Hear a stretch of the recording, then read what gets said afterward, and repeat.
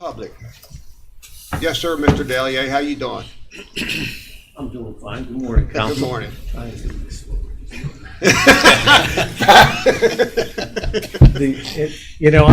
I didn't want to miss this opportunity to come in here and say a little something about the council president. Although this council has been able to accomplish many things, but today is about the leadership and the leadership that Council President Copenhaver has led this council over the past 12 years, and 20% of his life has been dedicated. 20%, let that soak in just a second. That's 5%.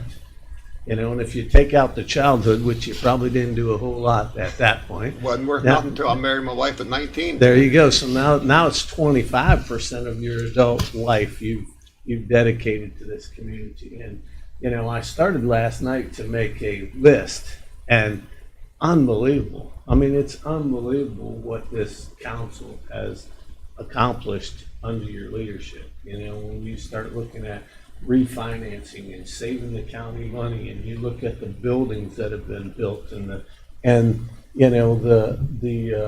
restructuring of the court security, and the day report center creation, and the recovery resources, and the resources that the community has. And then you start looking at the buildings, what has been built, and financially where we're at as a community today. I can't, the trips to Washington D.C. and to Charleston, and those things that have happened under your leadership. I can't think of ever in the 40 couple years I've been here in Berkeley County seeing that much accomplishment done over a tenure of a council member. So I just wanted to make sure I was up here to thank you for your leadership. Thank you for dedicating so much time, and thank your wife for putting up with you the whole time, because I know it's tough sometimes. It's tough sometimes when you're out of town and you're locked into doing stuff and can't do the family things, all of that. So thanks for what you've done.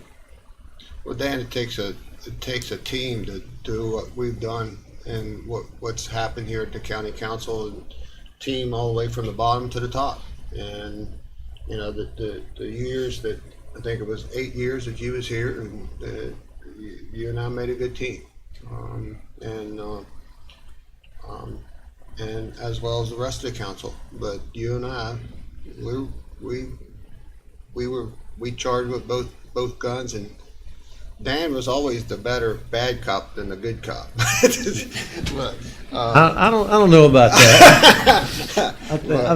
I think we both had our moments. We had to switch off, right? We had to be good cop, bad cops all the time. But the relationships that this council has built over time has been a wonderful time. And I told people here in the Dunn building today, it is outside my family time, this has been probably the best 12 years of my life. It's just never been a bad day. Yep. And I think for sure that the ripple effect of what has happened over the last 12 years is going to go on in the community for a long time. And I think it's I just didn't want to miss this opportunity to get up here and thank you for dedicating as much as you've dedicated to the community. Thank you. Thank you. I'll move this back a little bit.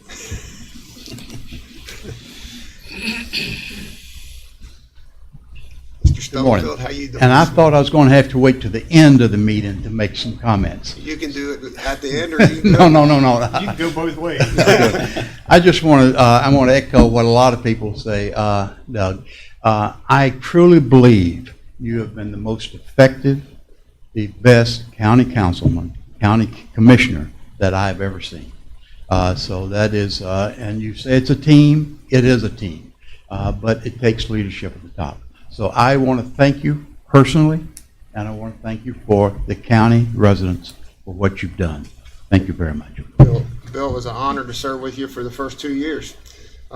Rocky start, as we know, but I've told several people this morning, you're a good friend, you and Bonnie. Yeah. And it's, most time we'll agree to disagree, but at the same time, we respect each other's opinion. We did, and you're right. The first few months was rocky, but I think it's a real testament to you that it was a very finite period of being rocky. After that, it became a very collegial, a very effective, and I found a very pleasurable working relationship. Absolutely, Thank you. Without a doubt. Thank you.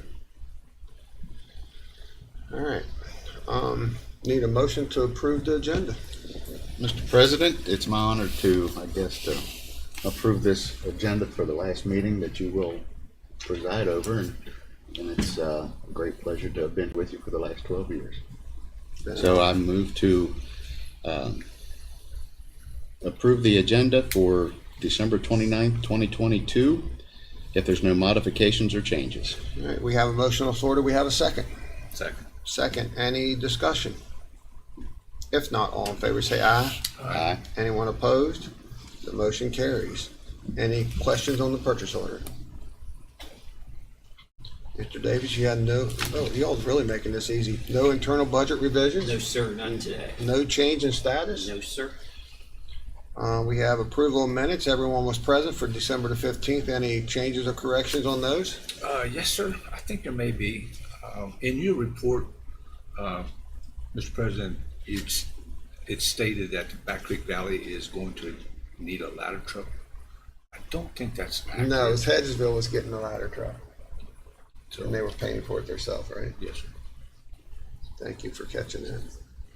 Well, that's what it says. What are the Hedgesville Volunteers waiting for a ladder truck?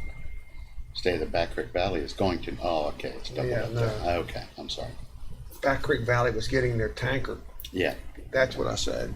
They were getting a tanker that's been on order and it's finally got in production, or it's going to be in production here before long. I'm sorry. Any other changes on the minutes? All right, county council calendars will be closed tomorrow to observe New Year's Eve. And then also, Monday. I was gonna say, yeah, Mondays, don't y'all get Monday off too? Yes, sir.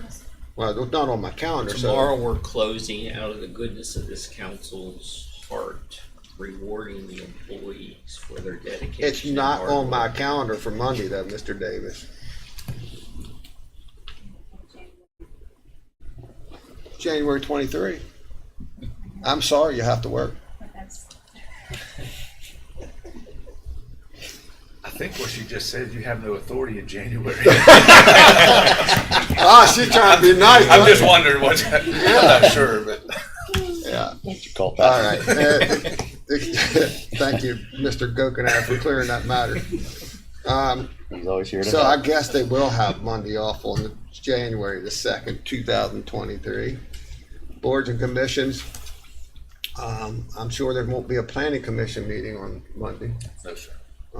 And looks like a Telemon meeting on Wednesday the 4th at 4 p.m. And also the sewer and stormwater will be the 2nd and 4th instead of the 1st and 3rd Okay. Tuesday. Okay. All right. Mr. President, if I might, it's not on the calendar and we'll make sure it's on next week. Who cares? Council, pardon me? Who cares? Apparently not.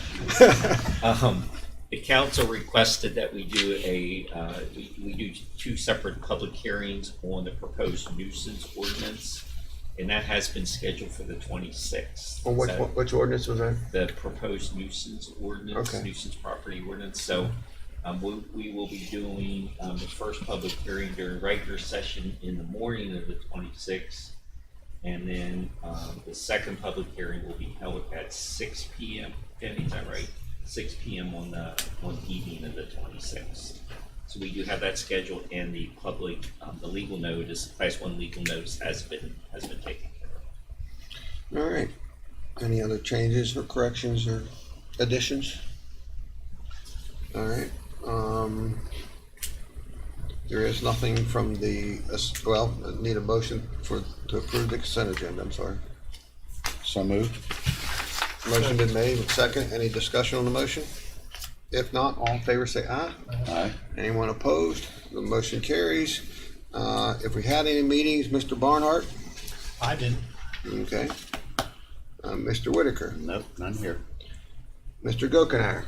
I did not have a scheduled meeting. I did meet yesterday with a representative of the sewer district and members of the Independent Bible Church in reference to a right of way. So we'll be working on those details, try to get that worked out. Okay. All right, and I have nothing to report on board meetings. Board and commission vacancies, any activity there? All right, and then we're gonna go to, I guess, I have something on council person issues, and we've talked about this in the past, but this is one thing I'd like to make sure that we discuss today and things. On our 250th celebration this summer, on July the 3rd, that Nick Deal and Matthew Umstead and many other volunteers done a wonderful job on our 250th birthday. And one of the comments I heard constantly all day long was that people was hoping that it was so well received that people was hoping that it was going to continue for years to come. And when Councilperson Gokenhour and I was out in Texas and Oklahoma, one of the things that we talked about that celebration. We talked how a new Fortune 500 company coming into Martinsburg, Berkeley County, could be part of that. And so we structured a pilot for that, and I'm happy to say that what I'd like to do here today, I guess I'm not too early. You expect anybody else? Okay. What I'd like to do here today is to put that on the books, that part of that first payment on that pilot will be coming in February, in order to plan a celebration on the 4th of July. It starts in February, to start booking all the bands and stuff. That pilot is $126,000 for the first year, compounded 5% every year thereafter. However, I think it's very important to get and leave room for local donations and local sponsorships at smaller levels. And I know it's going to be a tough year. Mr. Deal and I have talked about that because of the air show. That's a huge event. When is the air show? August. Oh, Yeah. So the air show is Last part. the 20. the air show is going to be 2 or 3 times bigger than the July 4th celebration, and so it might be a little tough this year to get some local sponsors, but I think we can do it, so I don't know if we can do this. I have to be Anthony and Alan to tell me, but I would like to see if we can't get a motion to say that we're going to spend $100,000 of that. That $126,000 towards the 4th of July celebration for 2023. Does, I'll use Project Kent as the term. Are they going to get corporate naming rights or whatever? They will be the biggest sponsor there. They'll have but it's going to be up to their marketing department to how they want to market it. But we did send them Matt sent them how much they would be involved in how they want the advertising done, how they, how the banner would be. They've already responded. Worked with Mary Green on that, and I think that you'll say, I think everybody up here that heard anything back or was there was that it was I'll use the statement that Mr. Scott Roach said. Doug, this has been the best thing that's ever happened in Berkeley County. You know, it was free. Everybody had a good time. Mayor Knowles thinks I had a little bit too much celebration of the red, white, and blue, but I blamed it on the ground being on level. When I seen Jim walking across, which I know he don't drink, he was walking the same way I was. So, but anyway, if it's proper to do that, I'd like to do that so they can start planning. Well, just as a reminder to the council, and I certainly think that's allowable.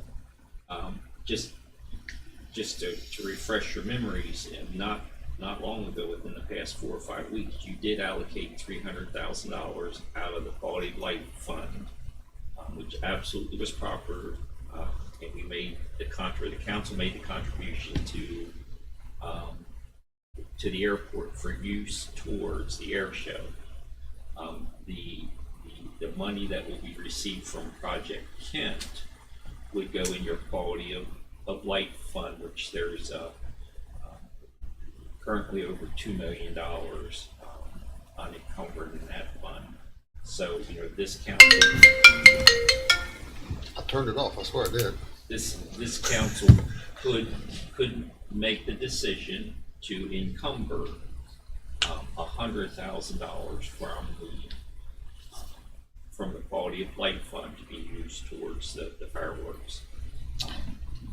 That would go to the MRB Foundation, Correct. not MRB Aviation. It would go to the foundation for disbursement.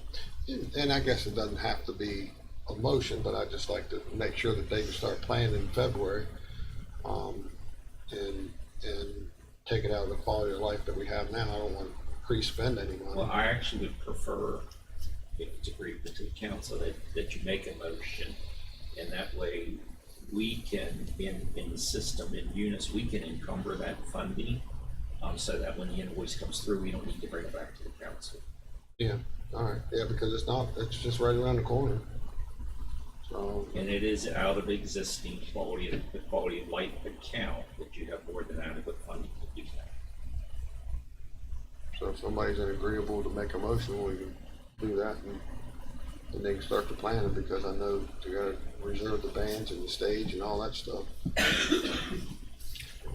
President, I'll make the motion, we commit $100,000 out of the Quality of Life Fund for our 4th of July celebration, and the balance of the funds needed will be hopefully raised through corporate corporate donations, and if necessary, the balance of that money should come out of Quality of Life also. Thank you. Have a motion on the floor. Do we have a second? Second? Second. Any discussion? If not, all in favor say aye. Aye. Anyone opposed? The motion carries. Can I say something? So I'd like to thank all you guys for doing that. It's very important for us to have time to plan it, especially with the air show.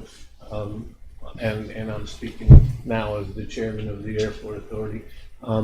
It's very important for us to be able to start planning and getting that whole thing started, because this year it's going to be a little overwhelming with both of them happening within a month of each other, a little over a month of each other. So, Well, I hope that some of the funds that we spend on the fireworks display and associated costs can also be turned over to the air show. well, and Alan said the money, the $300,000. I think like a little over 100,000, if I remember right, is for learning equipment at the learning center out there as well. Yeah, it is. Learning. So that's already been deposited, which had to pay the majority of it in order to get that stuff under production. Yeah. But we're absolutely hoping to have that air show, and this definitely makes it possible. I think it's a think it was a great event for our community, and I hope that we can continue to do this every year. Yeah, and we know that the air show alone will be over $300,000, and Mr. Deal puts on a great air show. Every time I meet with him, we're talking about different planes, and it's exciting to see. I actually learned something. I thought the C5s were decommissioned. I did not know that there's still a couple of air bases in the country that have C5s. So it'll be neat to have one of those back on our runway as well. Mm-hmm. But thank you. Yep. And Mr. Barnhart, the celebration was $125,000 to $126,000 this year, and actually it's going to go up. And last year the city did help $10,000 on those, which Nick was able to. It cost more than 10 grand, but was to get them, from what I understand, get them higher so the residents of Martinsburg could see them. I know Matt Umstead living in Martinsburg said he could see them, but the city did help us on that, and hopefully they'll continue to help out because I think it is a great celebration, even though they still have theirs. So The quality of life payments through the Project Kent pilot is actually for 7, as you know, was for 7 years. exactly. And they would potentially have the naming rights for the fireworks at least for the next 7 years. So Yeah. that will take out some of the uncertainty if the 4th of July fireworks is continued beyond 2023. And I'm thinking that, as we do that, it's going to be easier to get those big sponsors with the Fortune 500 companies that we have in town. We have Macy's, which we all know they put on a big celebration for Thanksgiving Day in New York, and so hopefully we can continue this and be a good thing for the community. It's free and they really enjoy it. So thank Maybe you. Macy's will start doing the TV shows where they have the fulfillment centers for the New Year's and stuff Yeah. like that. Yeah. So, but anyway, So we'll be making this motion this time next year also. hopefully so. Yeah. We are 20 Call for the minutes question. early. Call for the question. I don't remember. Do I? Did Yeah, we vote? voted. Oh, We okay. voted. Yeah. Sorry. Yeah. I guess we're going to take a break for 20 minutes till Mr. Sign gets here. So let's take a break.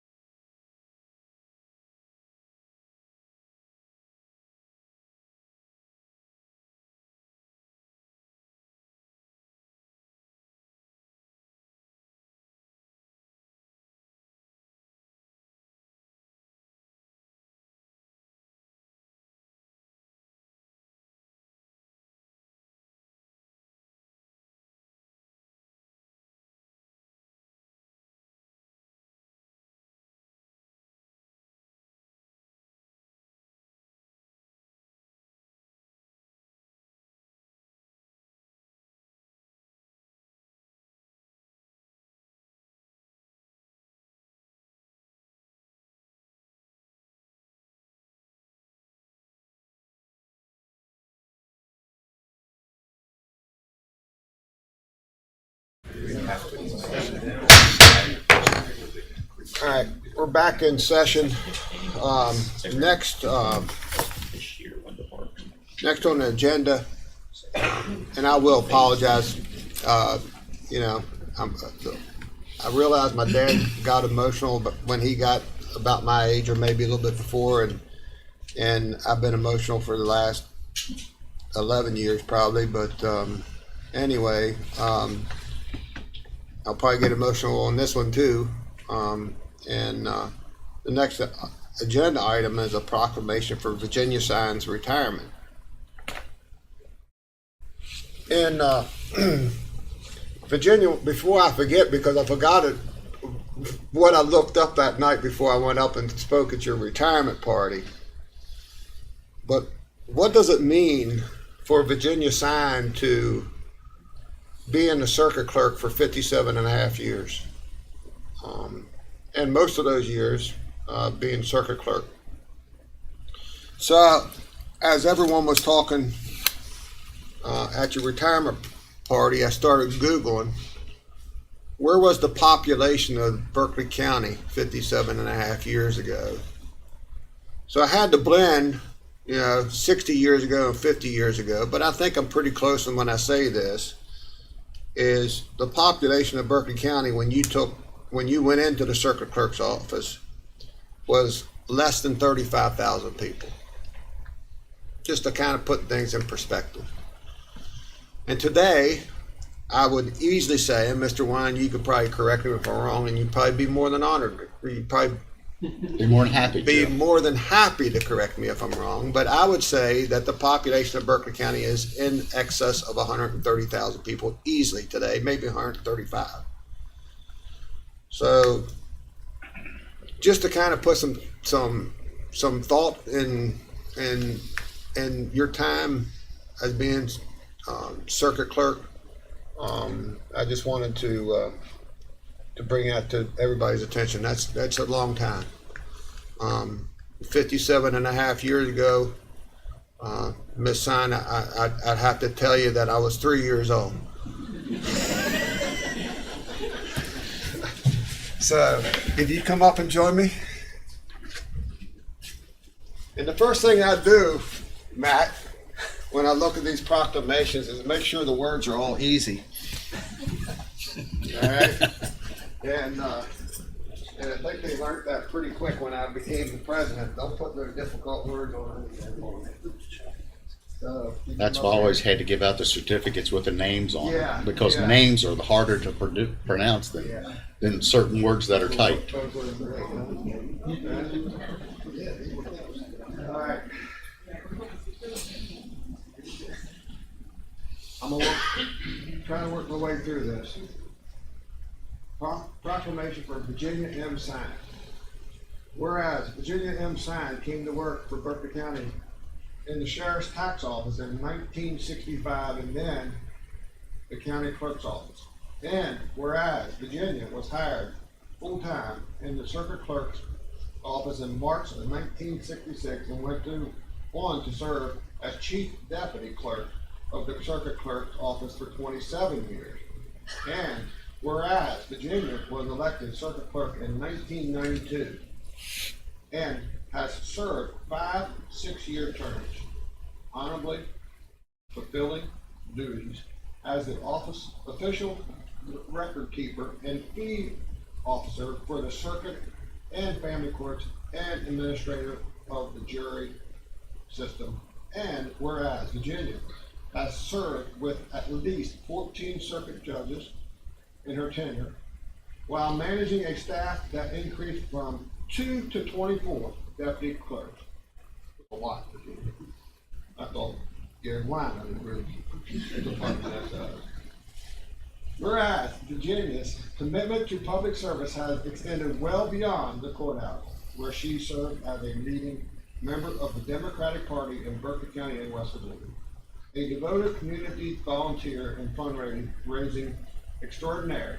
And whereas Virginia, more than 57 years of service to Berkeley County and its citizens, is worthy of recognition and commemoration. Now, therefore, be it resolved that Berkeley County Council recognizes Virginia M. Sine as a distinguished citizen of Martinsburg, Berkeley County, and her long-standing public service, and wishes her all the best in retirement, adopted this 29th day of December 2022.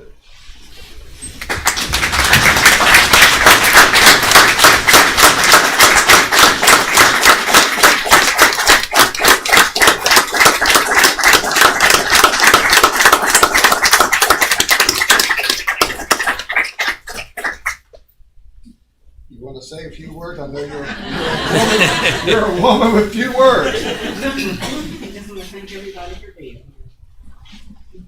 Virginia's been an honor, and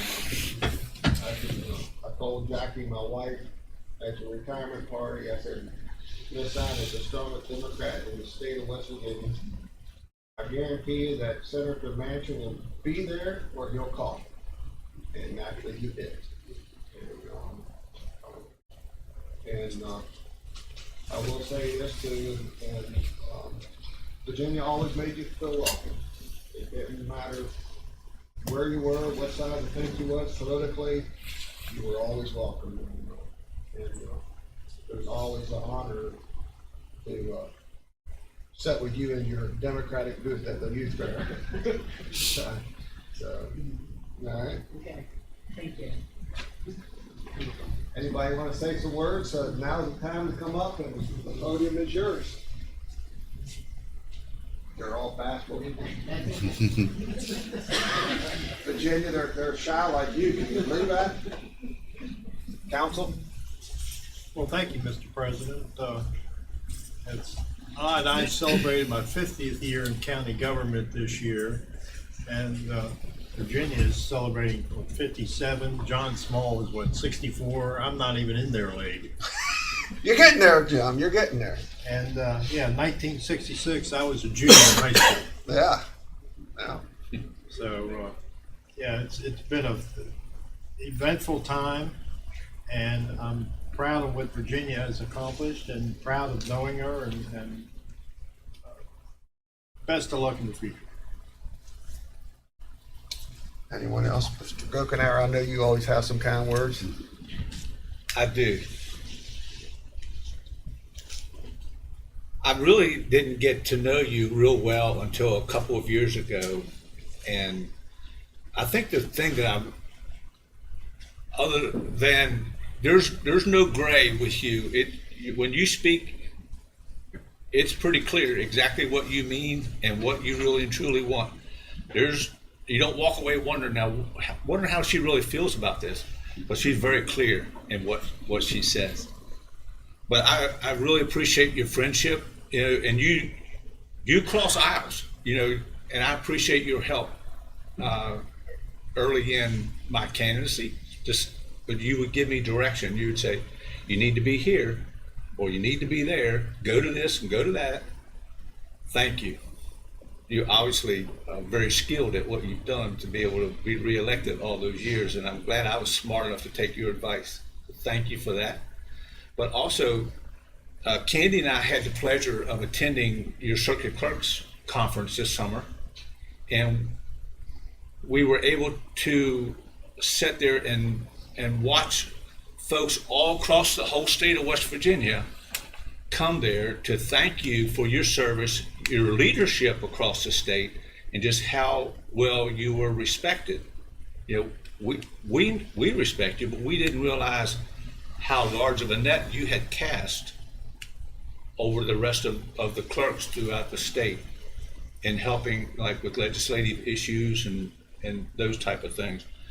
But at the end of the day, I think that your high level of integrity will be your benchmark, your trademark, that never ever has your integrity been questioned that I'm aware of. And it's a privilege to be able to serve with you. And thank you for your service to Berkeley County and the residents and our judicial system. Anyone else? I think Charleston's going to be saddened and happy, but the National Clerk's Office is now going to be able to be moved back to Charleston. So we're so glad you had it here, and thank you. Virginia's done a lot of good things, and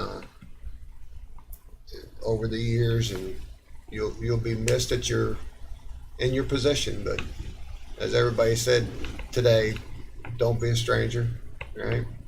And we've made a lot of friendships. For anybody else, all right. I want to take a quick second and make sure everybody understands. Shelley Shopper, if you could stand up. Shelley is our new circuit clerk, and she's taking her elected position very seriously. So welcome to start your first day out here in the very near future. And I would be shame on me if I didn't recognize one person, Miss Malk. I'm gonna say something about Miss Malk. She'll be leaving office at the end of the month, and Miss Malk and my wife's family goes way back. And I've said this a couple times in county council meetings, but just want to explain to people what type of person Miss Malk is. And first of all, I think there's a lot of times that Miss Malk and I agreed to disagree at the start, but when we sat down and had a conversation, we both had open ears and was able to make the best decision for Berkeley County. And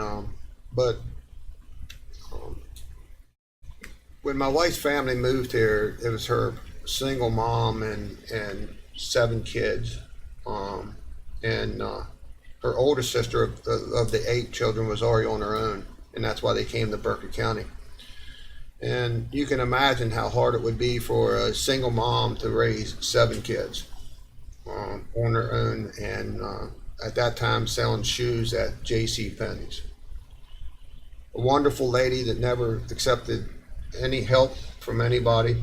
She never had any subsidies that I know of, at least the private conversation I had with her. But there was an issue because she had 7 kids to run and to try to keep them straight, which she did. She was successful in doing all 7 of them, all 8, I'm sorry. And I married the most ornery one, by the way. And but there was situations over the time that Jackie's one sister quite a few of her sisters was athletes, and this one, the second one from being the youngest, her grandmother nicknamed her Joe, and her real name's Patricia, was a basketball player. And she wanted to go to basketball camp. Well, the camp was in Hagerstown. And at that time, Miss Malk was a gym teacher, and throughout her career. But Miss Malk took it upon herself to make sure that girl got to Hagerstown Junior College every day, waited on her till she got done, and brought her back home. That's the kind of person Miss Malk is. Right?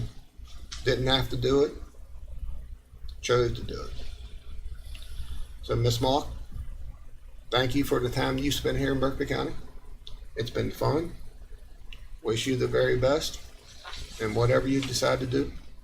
And it's been my honor. Can I do something? Sure.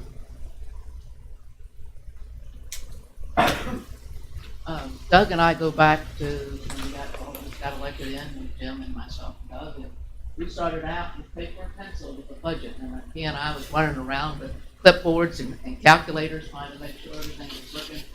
And we've come a long way.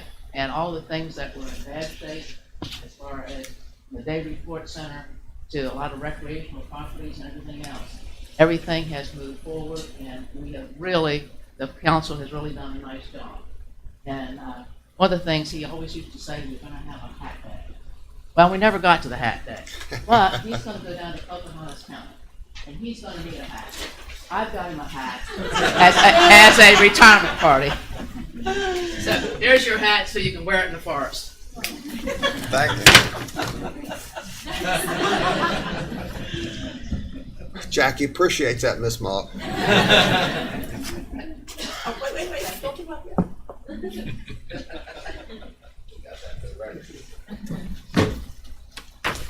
All right, this time I guess we'll take another 15-minute break.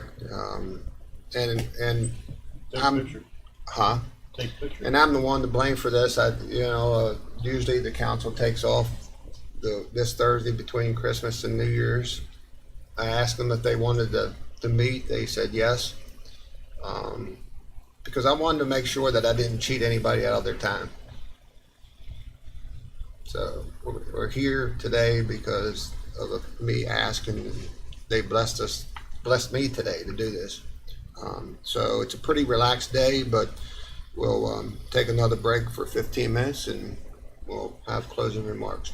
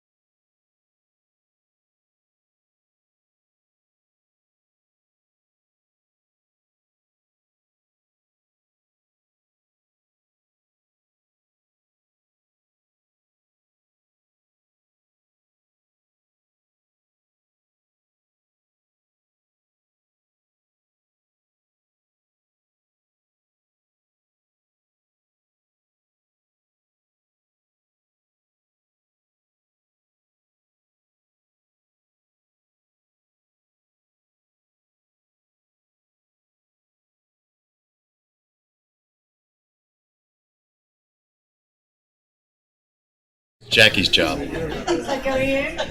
Yeah. Let it rain. Damn, girl. dare you. You do this much longer. All right. We're back in session. I'm gonna start out by breaking the ice a little bit, and I told Tracy McCormick this morning that there was only one thing that I never got accomplished in the 12 years I've been here, and that was that I wanted to. Yeah, I'm gonna say it. I'm gonna break the ice right now, Tracy. That this county could afford better toilet paper.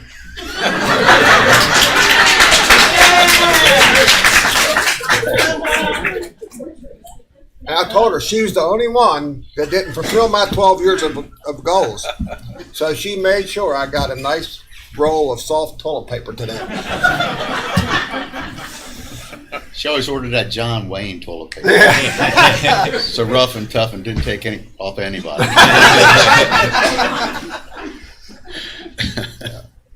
Sorry. Mr. Davis, you asked to go first. Yes, sir. It has been my very, very great pleasure to work for this council for the past 18 years, and particularly with Doug for the past 12, 9 of which has been as president. One of the things that Doug never ceased to amaze me sometimes and surprise me, but at least once a year, Doug would get called by WRNR or WEPM to come in. It was usually either at the end of the calendar year or at the end of the fiscal year, and just talk about the accomplishments of the council for the previous 12 months. And he always would call me in a state of panic because he could never figure out what we did. Another day in the office. You know, he'd say, well, you know, Rob asked me to come on R&R Monday to talk about our accomplishments for 2022, and I can't think of anything. Can you put together a list and come with me? So that was my annual my annual appearance on R&R with Doug. So over the course of years, I've kept my notes, and working with Matthew and many of the department heads, we just put together and we've been able to condense it to 6 pages. What we titled "Building a Legacy for Berkeley County 2011 through 2022." And, we always said that Doug and I have always agreed that he and I could never work at the state or federal level because of bureaucracy and the fact that the best jobs that you could ever have in government would be at the local level because you could see the immediate effects of what we do. And I think it's reflective in this summary. And I do have some extra copies here if anyone would like to see it. And I'm not going to read it all, but just kind of hit some of the highlights. When Doug took office in January of 2011, county population, as I think he mentioned this morning, was 104,169 people. That was based on the 2010 census. Today our population is over 130,000 people, probably closer to 135,000. In 2011, our fiscal year 2010-2011 budget was $23,430,109. Today, actually with the state budget revisions that we will be making by the end of the year, it'll be closer to $50 million. So we have grown the budget, but at the same time, we've managed to roll back the levy rate twice just in the past 5 years. So we cut your taxes twice. And doubled the budget.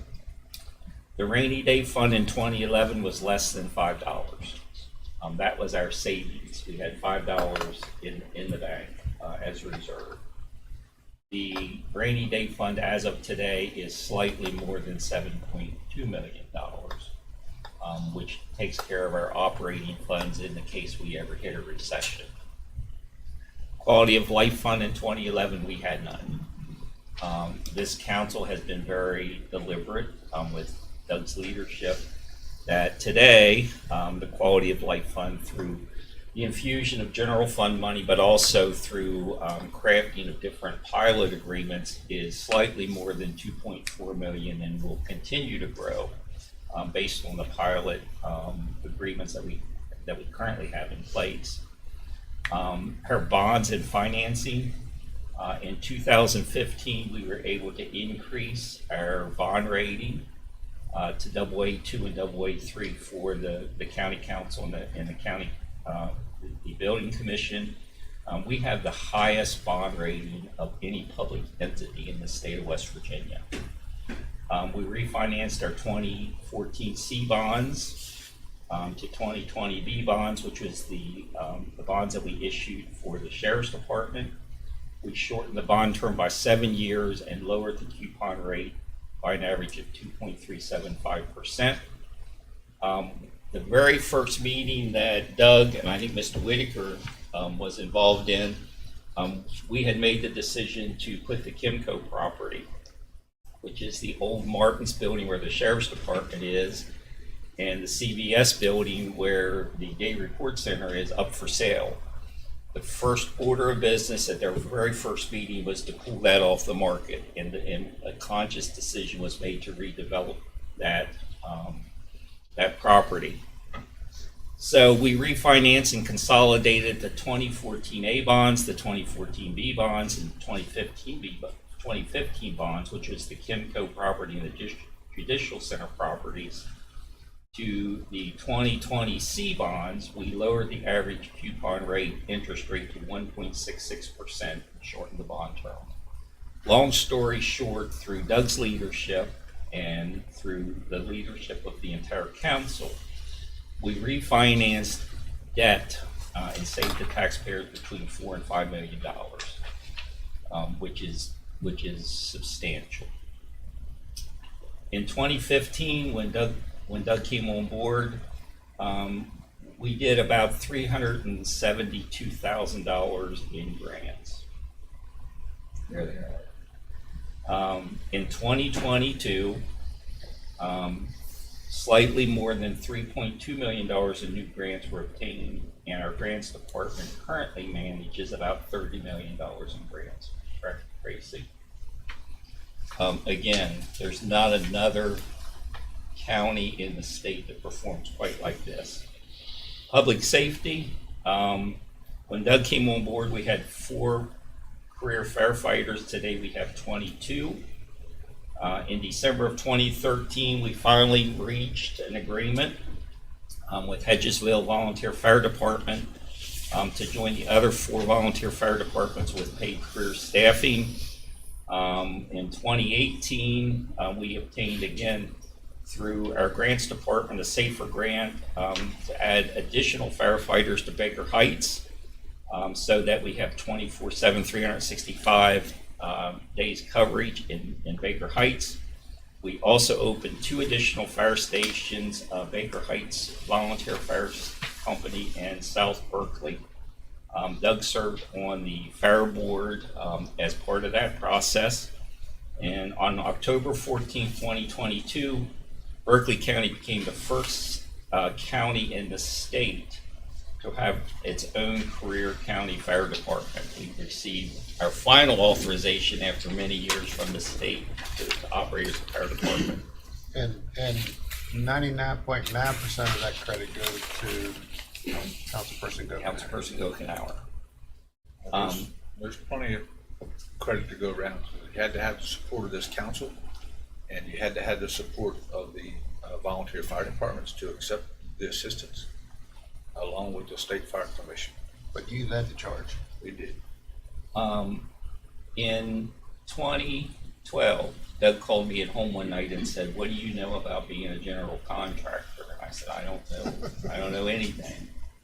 He said, "Well, you better learn, because we decided that we're going to renovate the Martin's building, and we're going to be our own general contractor. We're going to create the Department of almost the Department of Public Works, and we're going to do all the work ourselves."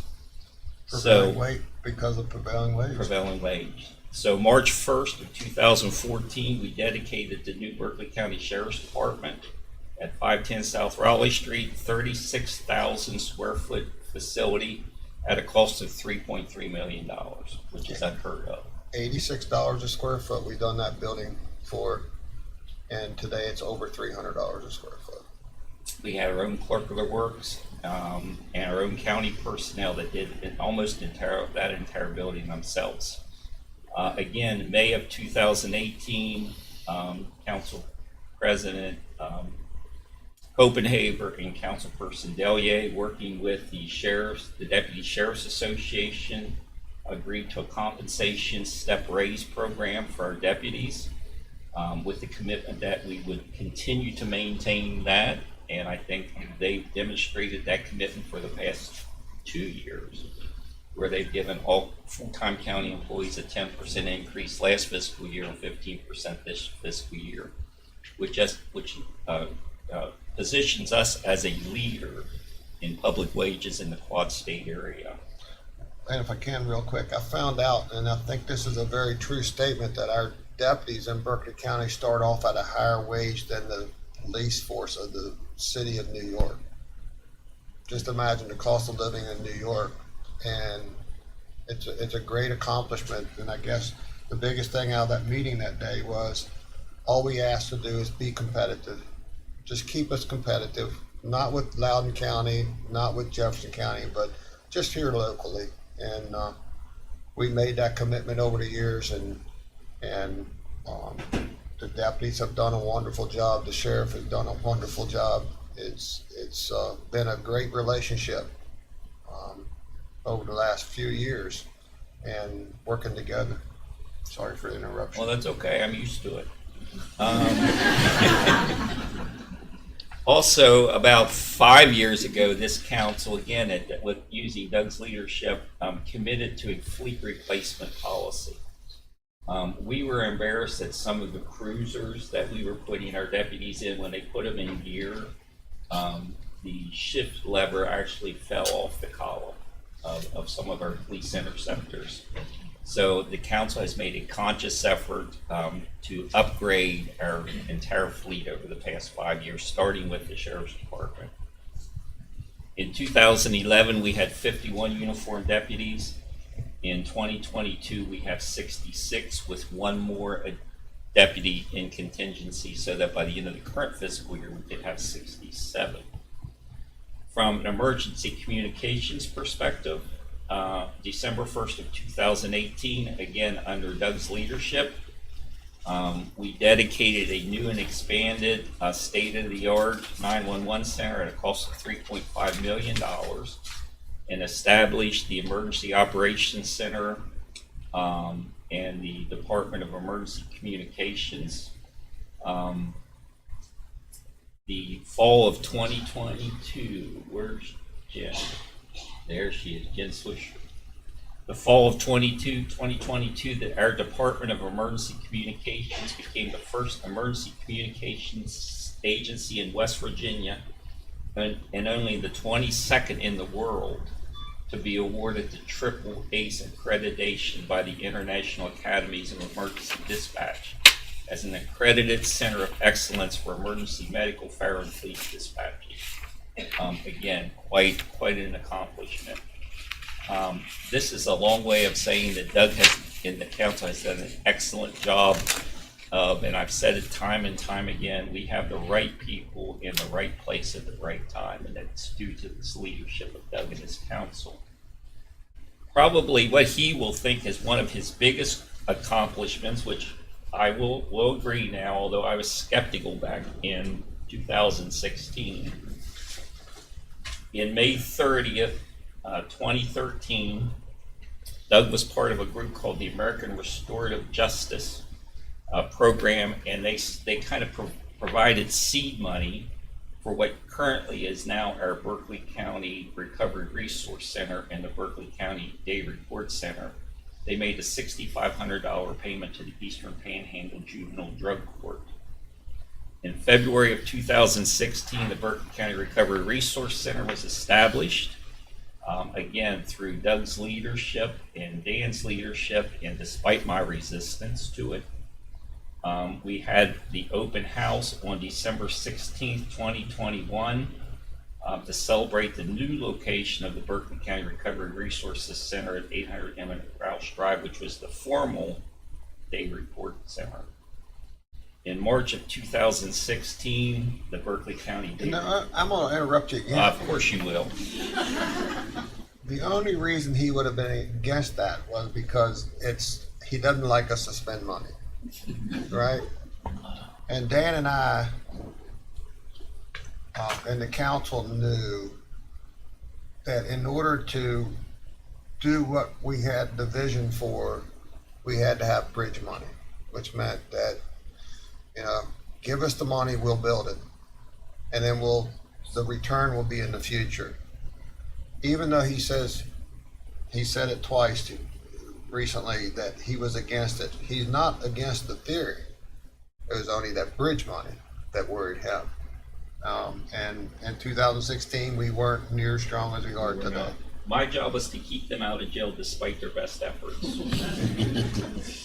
And every time we were on that line. And every time I see the court marshals and the deputies and the sheriff, I'm wondering if they're here to see me off in a bad place. March of 2016, the Berkeley County Day Report Center opens at 800 Emmett Rouse Drive. We actually began oversight of the new Day Report Center August 1st of 2016 after separating from Jefferson County. August 21st, 2020, White House drug czar Jim Carroll visited the Berkeley County Day Report Center and declared us a national model for community corrections programs. April 17th, 2021 was actually our third location for the Berkeley County Day Report Center when we dedicated 520 South Raleigh Street. We renovated the old CVS building, which was a 12,236 square foot facility at a cost of about $3.7 million, and we've outgrown that already. April 2022, where's Tim at? Tim, you here? There he is. Through Tim's leadership and with the support of this council, Berkeley County obtained our behavioral health services license for the Day Report Center. So we are now a licensed behavioral health service center with 7 therapists, 8 therapists. See, he grows so fast. In the philosophy this county has been for the past probably 4 years, whatever Tim wants, Tim gets. So that's why I can't keep up with the expansion and the staffing of the Day Report Center. Only because the return on the dollar is so massive. And life. The life, council, number one, life. The council has just approved the expansion of the Day Report Center. We're adding a 3-story addition to 520 South Raleigh Street and just went to the bond market early December. We have the financing in place for that. When we took over the Day Report Center in August of 2016, we had 3 employees and 6 participants. Today, we have 40 full-time employees, 4 part-time employees with 300 plus participants. In this current fiscal year, based on grants, the revenue that Tim and his staff have been able to generate, we anticipate that our Day Report Center, which has a budget of slightly more than $2 million, not counting the fact that it saves us regional jail costs and we're absolutely saving lives, but our Day Report Center will be self-supporting. There will be no general fund tax dollars that go into our DRC. Home confinement program. In January of 18, again, through Doug's leadership, the council decided to transfer the oversight of the Day Report Center or from home confinement program from the Sheriff's Department to the Berkeley County Criminal Justice Board. At that time, there were 2 deputies assigned to it with 15 participants. Today, we have 6 home confinement officers with 109 participants and 44 pending participants, just depending on when we have space. Community service, where's Mike at? Mike? Community service program, again, was restructured under the oversight of the Berkeley County Court Marshals Program, effective June 1st, 2018. Current cleanup count is 1,100 plus miles of roadside cleaning with 7,000 plus bags of trash removed. Courthouse and annex renovation expansion, November 11th, 2015. The former Roy's Hosiery facility at 750 Baltimore Street was purchased for $250,000, which probably of all the buildings that we've done was probably the best money we've ever spent. Almost 75,000 square foot building, which currently houses our facilities department. And several years ago, we started our own county garage operations. We have our own central garage where we do most of the minor maintenance on our fleet. We currently have $1 million roof replacement project underway, which is about 3/4 of the way done and will be complete within the next month or so. A number of restoration projects to the historic Berkeley County Courthouse, which was done primarily through state grants. July 7th of 2021, we purchased the old City National Bank building, which was the former county jail. We actually purchased that for less than we sold it to the owner. So And plus got a parking lot out of and it. got our parking lot out of it. September 2021 was the rebranding and remarketing of the Berkeley County seal. After some research by Matt, we discovered we never have had a formal county seal. So as part of our 250th commemoration, we did adopt a seal, as you see behind the council now, and the development of county flag is underway. The council recently awarded the contract for the renovation work to be done to the Dunn Building, 400 West Stevens Street, which will be done over the next 18 months.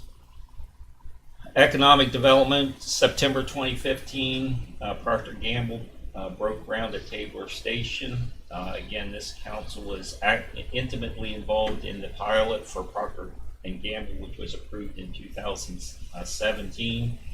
P&G has current employment of over 1,500 employees. 2021 approved a pilot for a solar power project by Torch Clean Energy, which will occur on a 750-acre site at the old DuPont property in Falling Waters. April 2021, working with the city of Martinsburg, adopted a pilot for a $7.9 million project to renovate the Shenandoah Hotel, which has now been completed. 2021, again working with the city of Martinsburg, we approved an $80 million pilot, which is the Interwoven Mill and Perfection Garment Project, which is underway. It's a 3-phase project with the first phase well underway. October 2022, Clorox Company had an opening ceremony for the new cat litter plant in Berkeley County. About 2 years after a pilot agreement with the county, and then recently through Council President Copenhagen and Councilperson Gokenauer's efforts, we closed on a pilot for Commercial Metals Company. It's a pilot project we had been working on for about 2 years. Started out with over 60 sites, and at the end of the day, they chose Berkeley County to come here. Parks and Recreation, again, Health, Parks and Rec. The Health Department was dedicated December 3rd of 2015. We happened to find out that the old hospice facility at 122 Waverly Court was for sale. So hospice actually held the note, an interest-free note for 4 years that we paid on, and working with some funding provided by the health department, we purchased the property in October of 2014 for development of the new health department. Sportsman's Paradise, we continue to develop that. We now have currently over 50 acres under county ownership. We hope someday it will be the only riverside park in the county. In August of 2018, the council approved the purchase of approximately 23 acres adjacent, actually across the street from Musselman High School for our new Inwood Park, which we're well in the development stages for. Springville's Community Park, working with the Board of Education and the Parks Department. We hope to soon open a 10-acre park in the Spring Mills area using $350,000 of the county's ARPA funds for development. Morgan Park, through Matt's efforts, we were able to reach a lease agreement with the Department of Highways to clean up the Morgan Park, which is a small community park in South Berkeley. We began that in April 2022, and working with community service, I think we pretty much have that site cleaned up. Working with the city of Martinsburg, we're in the development of the West Virginia Bike Path and the Frog Hollow Spur. Council person Dokenauer and I have been working with the engineer on that project. And then we recently closed on the purchase of 70 acres adjacent to Poorhouse Farm for the expansion of that park. I think that's it. That's all I can think of. Two other little small things. War Memorial Park. This council did provide refurbishing of the World War I Doughboy Monument, which was relocated in November of 2021 and rededicated in November of 2022. And March of 2022, this council issued an order establishing a museum, the Berkeley County Museum Commission. We hope to, if any of you have been down by 126 West King Street, that building has just recently been demolished. We finished that work last week. That area will be turned into a parking lot, and we hope that 110 West King Street will become the Berkeley County Heritage Museum. Again, working with Matt in the state of West Virginia. So if you want to know what you've done the past 12 years, there's a little bit. We could have added a lot more, but we tried to hit some of the highlights. It has been my extreme pleasure to work with you. Well, they say you can't never have a bad day in the office when you love your job. And every day I've made my rounds to a lot of you all today, and every day for the last 12 years has been nothing but fun. You run across situations every day that needs a solution before they roll into a problem. And with the team that has been built here over the years, there's never been a problem that I can speak of. And it makes it easy to come in here, not just on Thursdays, as Mr. Davis will tell you. It's a lot more than Thursday mornings. And it's been an honor to be a co-worker of each and every one of you. Because that's truly what we are. We're co-workers.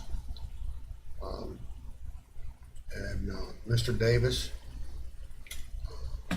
you're off the charts. You have performed at your duties exactly the way I thought you would. I'll say this: It's lonely on the top. All right? Because you don't have the luxury to make friends with your employees. If you do, it's great. All right? But most of the time, it doesn't work out. And when you have 400 some employees, Mr. Davis doesn't have time to put icing on top of the cake. But he's there for you. He's there for this council. His heart's in the right place, even though he gives the girls a hard time. And I guess the thing that I want to cap real quick on what Mr. Davis said is we've done, and I didn't know they'd done this, and it says a lot about the fun that we've had in the last 12 years. But the biggest thing is that, I mean, have we grown employee-wise? Yes. Have we grown the budget? Yes. But the proudest thing is we never went back to the taxpayers and asked them for more money, right? I'm sorry, we did one time for $180,000 and on the levy rate. We've done what we've done by doing everything that we could to save costs and save lives. And the biggest thing that we got to look at is not only, and this means a lot to me, not only did we save the county money, but we're saving lives and we're changing our community and make it a better place. So thank you, Mr. Davis, for being many days I call you my boss, and we think a lot alike, and we've just made a good team. I will miss the 4:00 a.m. text messages. And Dan Delier will miss the 11 o'clock night phone calls too. So, but I know there are some in the audience that may like to say a few. well.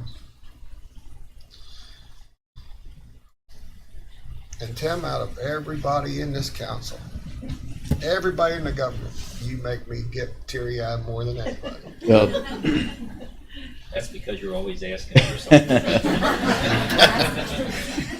Most people, Doug, can't begin to understand the insanity of addiction.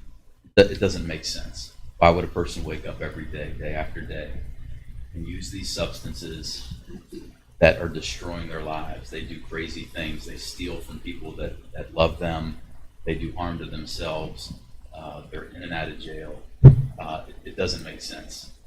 For the average person, they just think that person needs to be locked up. And that seems to make sense to a lot of people. Lock them up. They need to be incarcerated. You understand that incarceration doesn't solve anything, doesn't address the problem, and it's unsustainable as far as cost and space and everything. You experienced probably the worst thing that any person can experience, and that's the death of a child.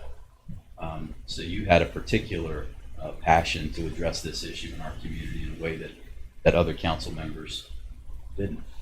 The entire council, Alan and all of you, have been supportive of these programs that I'm involved with over the last few years.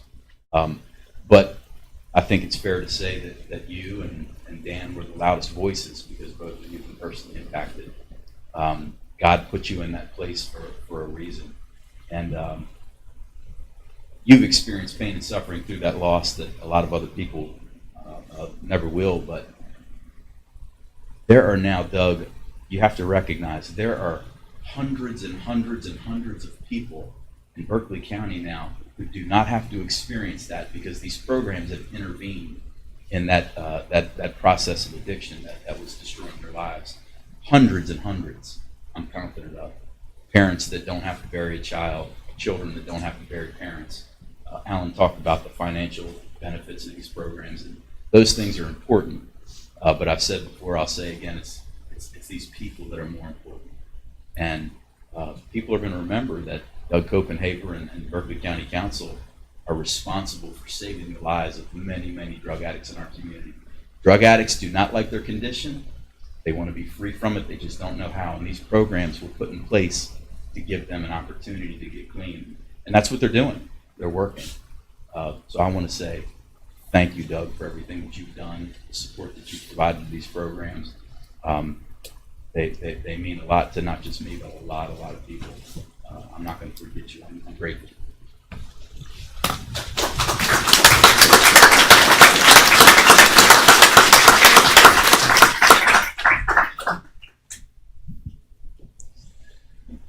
Mr. Wyatt, can you join my wife, please? Step aside or give her a little bit of comfort, please.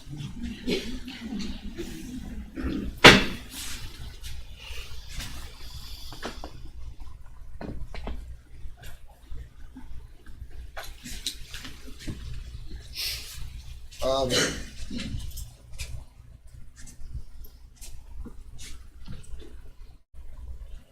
Kim, I've done what has taken place over since 2016. Only because sometimes you get educated, right? And as Mr. Davis and I was on the radio for the last time, it was actually because I wanted to be on there with me for the last time, was that you, a lot of people, just like you, give me credit for what has happened in the recovery business. I don't mean business, I'm sorry, that's a bad word, but in recovery efforts.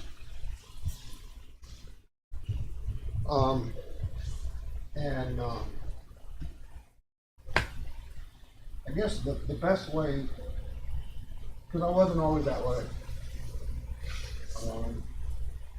It used to be with Doug Copenhagen, like you said, you put yourself in a position where you chose to do the drug. You need to be strong enough to get yourself out. Right? I never knew that it could be such a strong hold on them.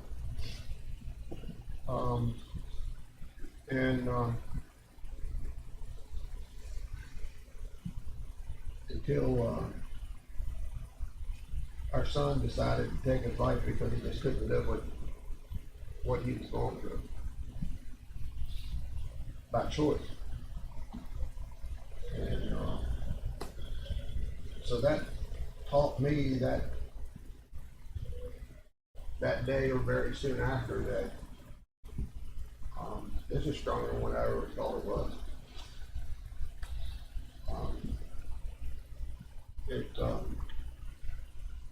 It affects us all in our community. And what I realized was that this there's a lot of good people, and all we've done is, a lot of us we're on that same path one time in our life probably. Mr. Wick and I went to high school. I always parked up on top of the hill because that's where all the bad people park. And ended up buying my first pack of marijuana or bag of marijuana when I was going to school, and my sister found out 4 hours away and said, "Hey, I understand you bought a bag of marijuana." And I said,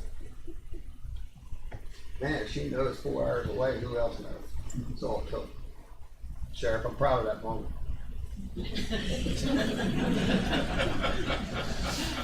But unfortunately, sometimes the addiction's stronger than that. Sometimes you get a little bit of it, and it goes from marijuana to opiates, cocaine, meth. I mean, whatever's cheaper, right? And I guess the best way to sum up some stuff, I'm gonna say this real quick. Douglas's sister, Ashley, is now 37 years old, has 3 wonderful children, all 3 grandsons. And every year on his birthday, which was yesterday, they just go out and the general public give away gift certificates.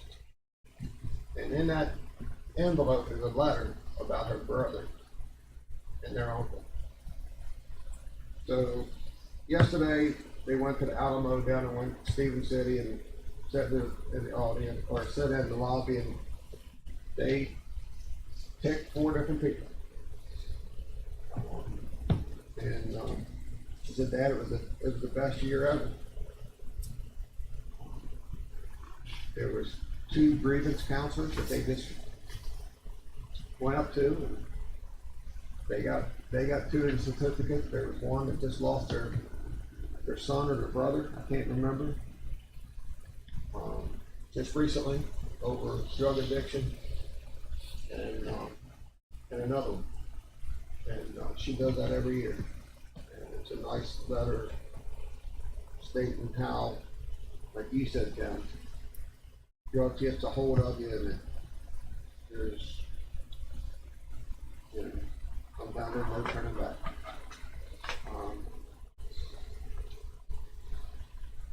I'm gonna say this, and I'm gonna sit down for a couple minutes till somebody else makes me get up, but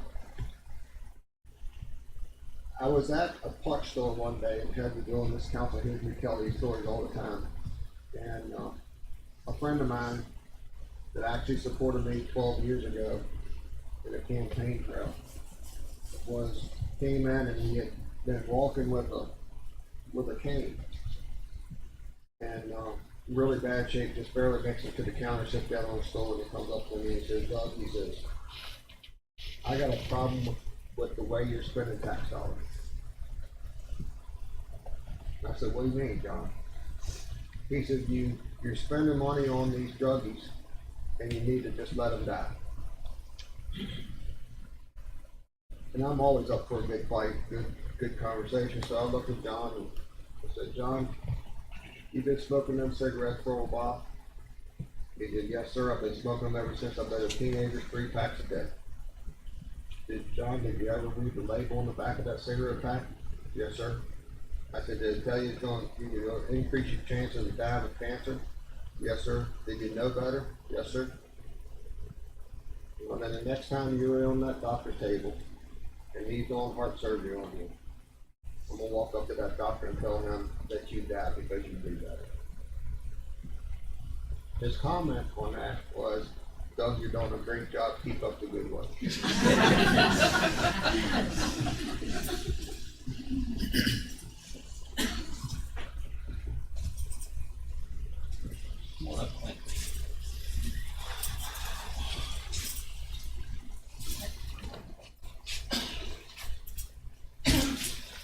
Can I tell the rest of the story about what I told you this morning about jail?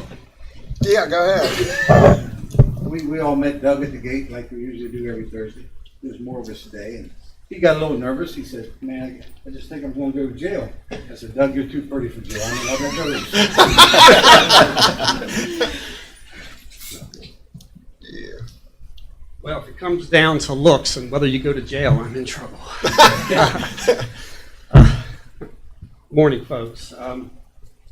I just want to join the chorus of people that are here today, Doug. So thank you for your support. Solid Waste Authority and community service programs you've set up. Kind of like Alan's format there, I looked back 12 years ago where the Solid Waste Authority was. And in those days, our recycling program had a participation of about 100,000 cars a year. It's now over 150,000 cars a year. Which means in the last 12 years, we've had 1.2 million vehicles enter the 3 recycling centers that we have combined. And the curbside program, the curbside recycling program that's offered by Apple Valley, has risen from 125 houses to 3,043 houses. And Berkeley County, we together have recycled over 126 million pounds of material in that 12 years. That's 3,162 trash trucks. Did not go to landfill, saving our businesses and citizens $3.27 million. Alan mentioned the litter control program, so I won't repeat that. But we also started a spring cleanup where we removed 1,108 bags, 955 tires, 926 bulky items from 197 miles of Back Creek, Pecking Creek, and Sleepy Creek. You take the trash that's been picked up by my program on the roadside and the street cleanup,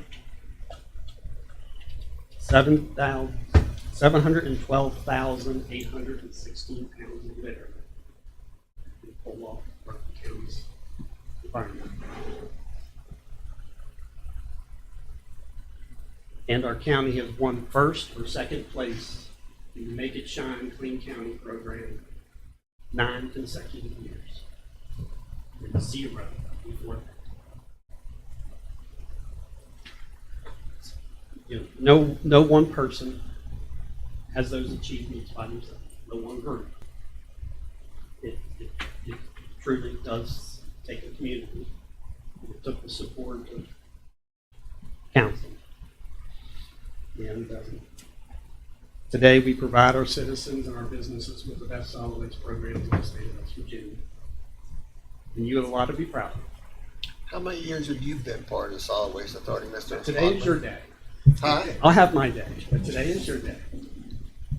30. You have a lot to be proud of, Doug, and I want to thank you for the friendship. We had our share of debates, and so be it. Healthy debates. Yeah.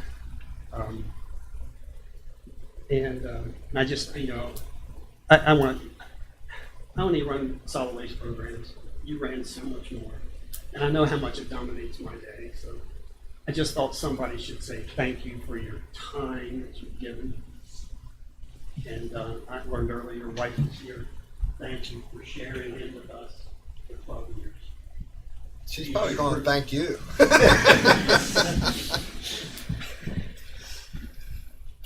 You truly made a difference. I may have some comments. But, we have a plaque here when it's appropriate we would like to present you with for your support for the solid waste programs and the community service programs.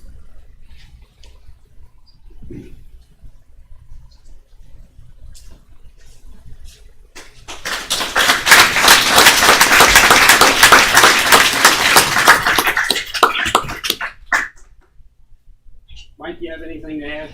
Real quick, Doug approached me and asked if we could start a roadside litter program. And my answer to Doug was sure. But I need this.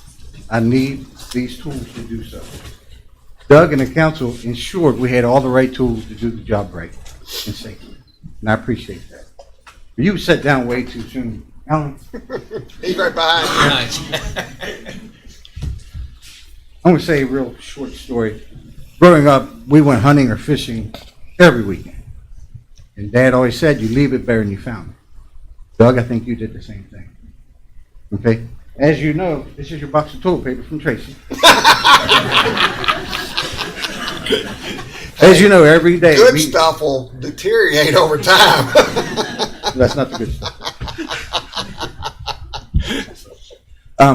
As you know, we pledge the flag every morning. This morning, we pledged the flag dedicated to you. Alan?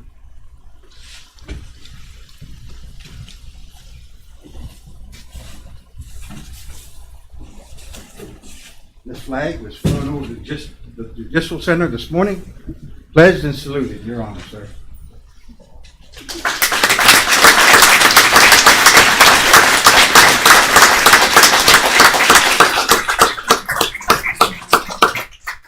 Doug, that is just a small token of our appreciation for everything you've done for us in this council.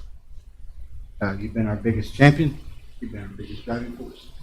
And I know, speaking for me and my staff, we appreciate you and the council for everything you've given us. You've given us all the right tools to do the job. And we thank you for that. Thank you. Yes.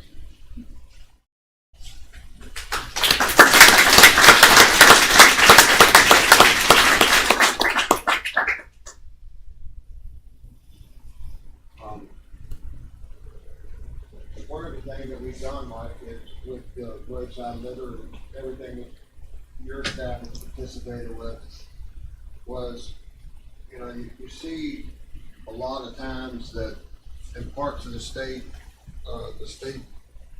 penitentiaries and stuff like that will have their inmates clean up the roadside litter. Well, unfortunately, in Berkeley County, even though we have a regional jail, they say they don't have enough time to do that. They take everybody that they have to run the jail itself. I'll have to live with that safely. So one of the things that we decided to do when we done roadside litter pickup was to never ever condemn someone for the position that they're in. You know, we're not going to give them a handout, but we're going to give them a hand up. The reason why we wanted to do what we did is to basically make sure that they can see what they have accomplished that day. Unfortunately, sometimes it doesn't last a day.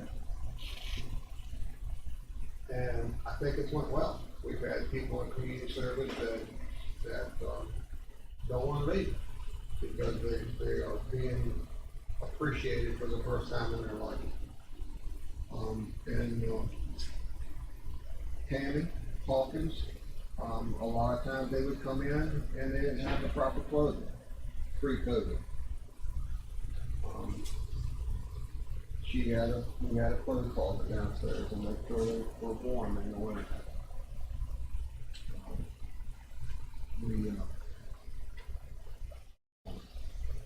Tammy would pick them up sometimes and bring them in her personal vehicle. Sometimes she'd feed them. Right. So again, we have the right people in the right places. That team, a lot of that team, the time and cost of Tammy on her spare time and her personal money. So again, it's been so much fun on being part of that team, and Matt's not gonna let me down. No pressure, Matt. Matt's not gonna let me down. The next step, and I think a lot of us in this audience may, and some of them, might be way too young. But one of the memories that I had about littering, and if I see a piece of litter, I'm gonna pick it up. My grandbabies will pick it up. Sometimes at the appropriate time, walking across the parking lot, that scares me. But if you remember, back when I was growing up, there was an Indian on what appeared to be on the side of the road of a LA freeway, and had tears running down their eyes, or he did. And because the litter was getting so far out of control that it was ridiculous, and it was making him cry from the way it used to be, because you gotta respect your land. Well, I reached out to a good friend, and I'm gonna say his name because I'm gonna put him on the spot, although he told me that he would be more than willing to do it, because he hates roadside litter and trash too. Tim Williams in Back Creek Valley, he's probably the biggest mountaineer person I know that's built his own bows, built his own flintlock rifles. So I asked Tim if he would be more than willing to be a mountaineer and dress up in mountaineer clothing with one of his flintlock rifles and be that Indian in Berkeley County. And Matt has assured me that that's going to get done. So we just got out, and I think that's a very important part, because, and please pass the word, Mike's wonderful employees, co-workers, and all the community service people out there. They're doing a great job, but we're losing. But there for a while we seen less bags per mile, now it's picking up, and now it's more bags per mile than what it was when you started. We gotta fight this. We gotta change the culture we live in, and hopefully we'll go to the next level and do that. But it's a great program, and thank you, Mike, again, and everyone for doing what you did this morning. I wish I would have been there, but then it would have been a surprise. So, thank you. Thank you, sir. Yeah.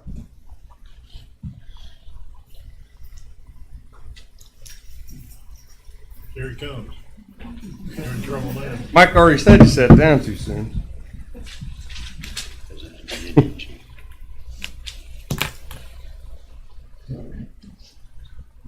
I'd be remiss if I didn't take the opportunity to not only thank the council and President Copenhagen for their tutelage and their guidance and their decision-making, but to just make it a little bit more personable, President Copenhagen, for you and the many years that you've served guiding our county.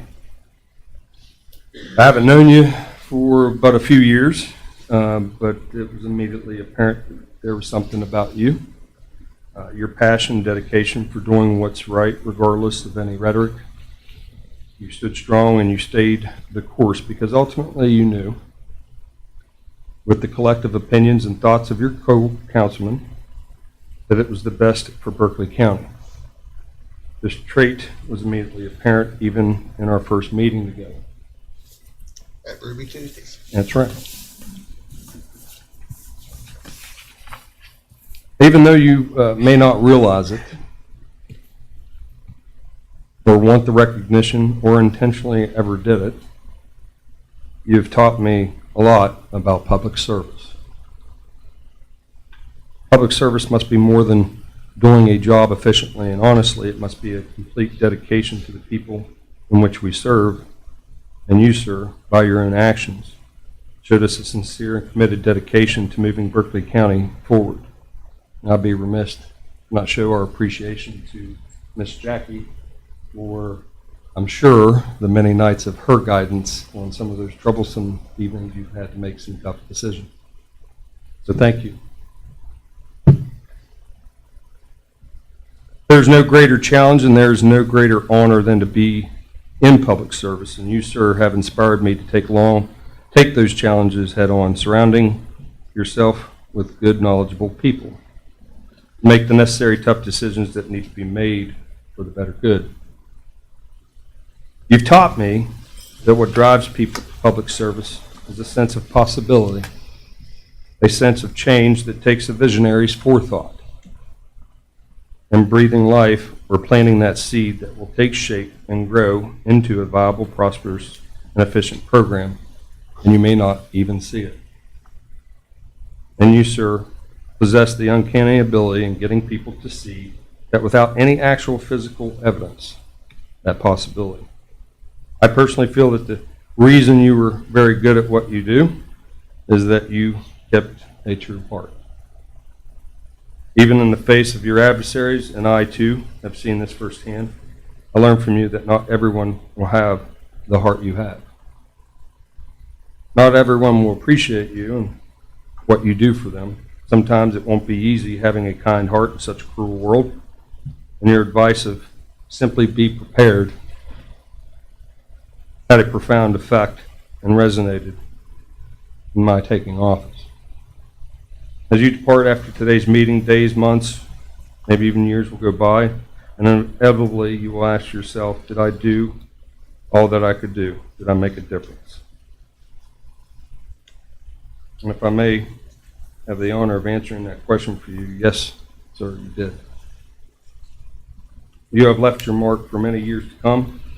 And on behalf of the Berkeley County Sheriff's Department, we all salute you for your dedicated service to public safety and our department. I'd like to present to you a plaque that says thank you for your many years of support and dedication to the agencies of the county and the citizens of our community. Doug Copenhagen, Berkeley County President.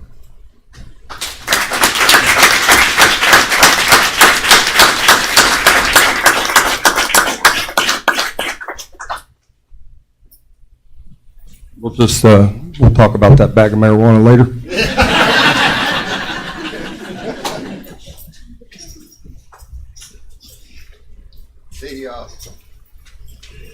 As Alan said, the first thing on our list when we got here in 2011, I think, January 2011, was to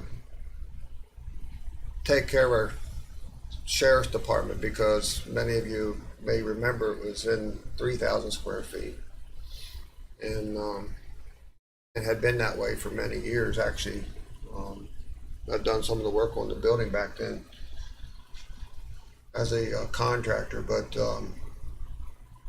you know, we've improved our buildings. We've kept them. We've improved our atmosphere not only in the county building, but we've also done it on the fire side. We've done it on the ambulance side. We've made our buildings very efficient. But Sheriff, I'm so glad that I've gotten to know you and the Chief Young. I've told Chief Young this morning that what you got done and the Chief got done in 6 months, I gave you 4 years to do. Right?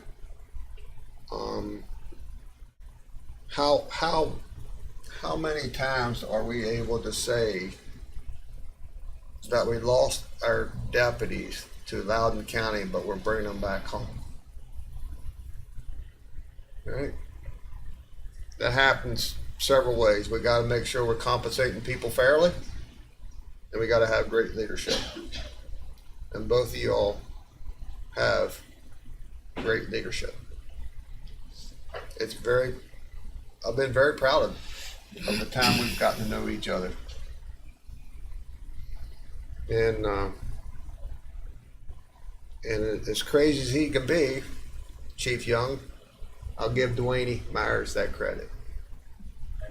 Right? Love him to death.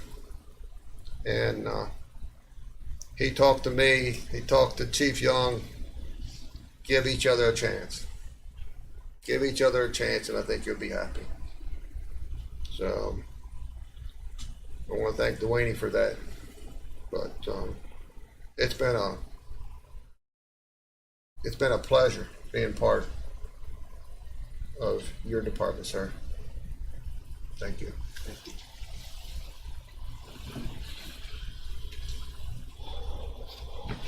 All right, Jen, don't you share them cheers again. I know, I'm getting tears again. I'm doing pretty good so far. I know, and I'm trying. My wife's tearing up, and that makes me want to tear up too. So, just briefly, I just want to again, as I said this morning, thank you from my staff for all of your support, for the council's support in my 2 years here. It's been a pleasure. It's made it a lot easier to come in front of you because you make me laugh when I come up here. I get a little distracted. I get off my so it's all about having fun, Jen. It is, and it's made my job a little bit easier. The support that you've given 911, not just in my tenure here in the past 2 years, but previously you've been a strong supporter of, and I've only heard good things since I've come here about you. So that made my job easier.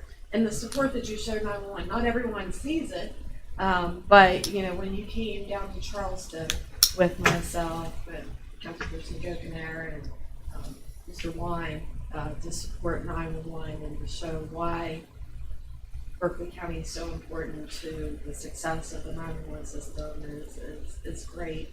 Our support of going towards our accreditation and knowing how important that is, not only to Berkeley County, but to the staff, to the citizens. And I'm just beyond thankful, and we really appreciate all of your time and your support over the years. And you'll be greatly missed by so much. You're very much appreciated, Jen. You've got a great staff. I do. I agree. I'm thankful, and I'm thankful that we've been allowed to expand that staff through the years too. So you all have given us the support, and also the pay increases, which County Administrator Davis spoke about. I mean, that's allowed us to retain, and it's been important. So I'm sure that will continue in those past for years to come. So Yes. I'm very thankful. Yeah. I did make it without tears, so. Thank you, Jen.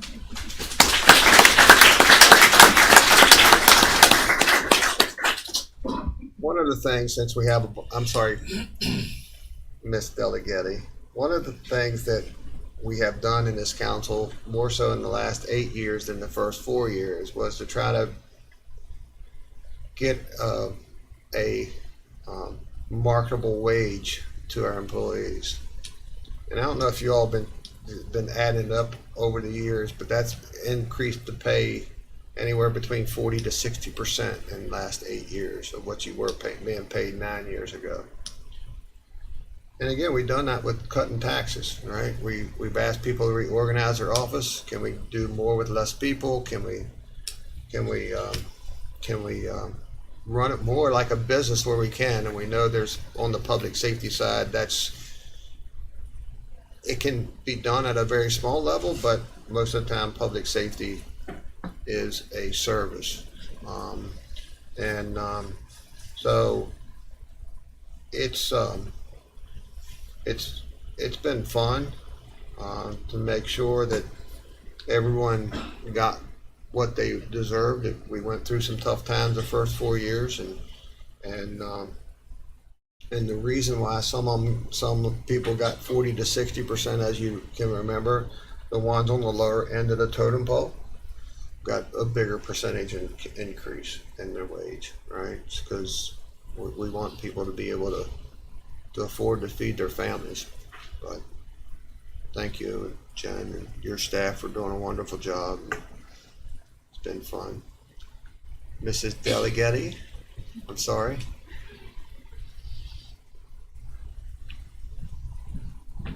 It's okay. I'm used to being in a courtroom where you have to stand up and take your opportunity before it goes somewhere else. So I'm sorry I cut you off.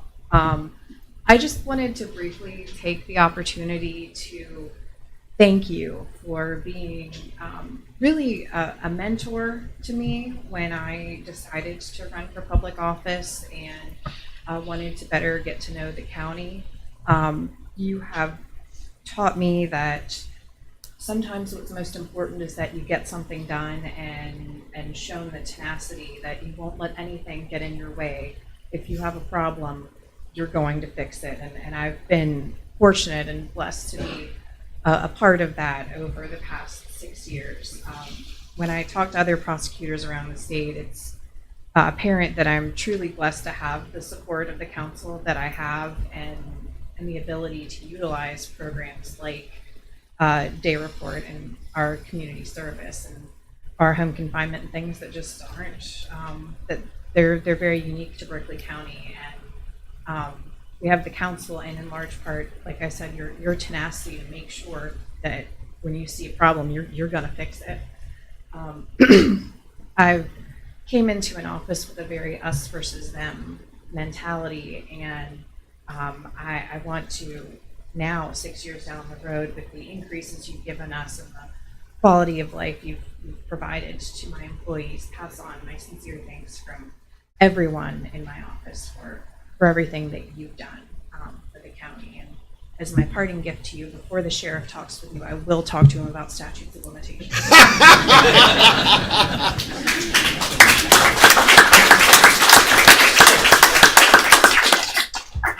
I appreciate all the help you can give me, Katie. And I'm sorry. If you, my wife will. She's probably back there smiling and laughing. But every time I get a chance to talk, I will take that opportunity. And Katie, I think when you was on that campaign trail, before you was even on that campaign trail, there was an obstacle that I ran into that I couldn't get through. I'm an honest person, so I'm gonna talk about it honestly. I was lied to. I was promised, and promises being broken. So I had to find a way to get around that obstacle, me and many others. And I'm very proud and very happy to say that we did that. And that was the reason for the. Huh? And that was the reason for the increase. Yeah. There was The levy rate increase. That was a huge obstacle for us, and we got it done. And I don't think it would have needed any help from Doug Copenhaver, that's for sure. But at the same time, it was fun being part of it. Thank you. Anybody else? Not that I'm asking. All right. I guess my farewell statement will be, we'll start off by saying my wife and I had a conversation, my wife Jackie and I. I'm glad you weren't talking about me.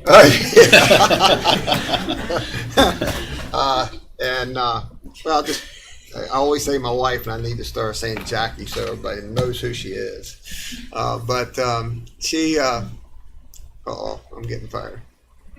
But anyway, She just wants to know if you can spell Jack.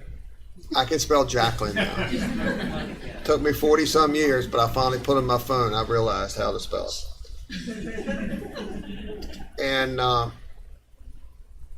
13 years ago, we talked about running for office and stuff, and we had some serious conversations and about some of the bad things that would be said about us, some of the bad things that would be said about our family, some of the obstacles that we would run across, and I wanted to make sure she knew what we were going to get into, and she said yes. You can do this. I understand it. It's not always going to be fun, but although I'll tell you it's been fun, and we'll get through those obstacles. As we all know, we very tough to beat social media, right? But we're better people than that, so we just ignore it. And I want to say that I'm very proud to make friends that I never had. I'm also proud to win over friendship that we've never had, been there, which takes a lot of work from all sides. It takes a lot of work from the one that is butting heads to where you can't agree, to where you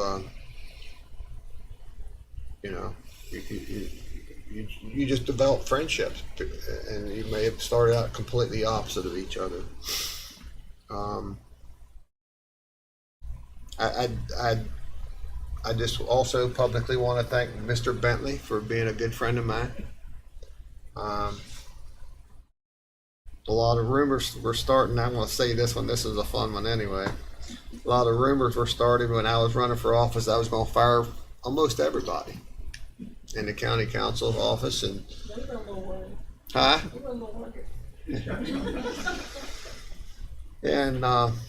and some people on the campaign trail said that, hey, I'll vote for you and I'll support you if you tell me you're going to fire this person, that person, that person. My comment back to him was, I'm sorry, I'm not your person. Go find somebody else. I can't do that because I don't know if that person's doing what they do because that's that person, or whether they're being told to do that. And I'll do my own analysis when I get in.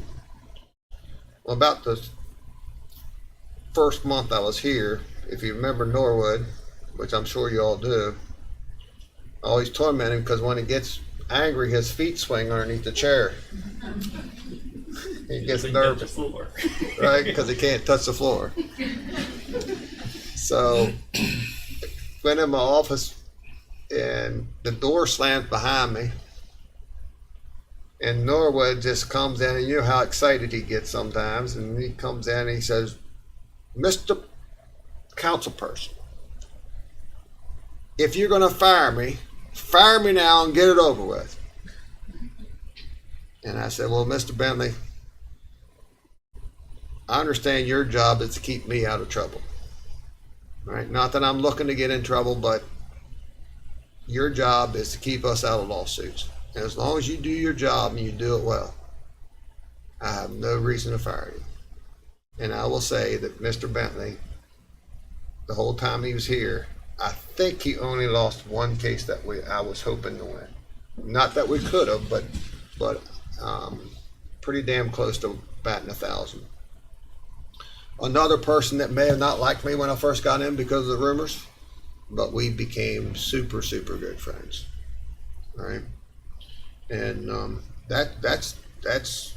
and so I like to thank the ones that gave me the opportunity to show you who I am And I'm saddened to say for the ones that we didn't get to know and understand each other, that we just needed more time. So I want to thank each and every one of you for the wonderful 12 years I've been here. I want to thank the ladies, the two blondes and Reba back there, that has been so much fun, right?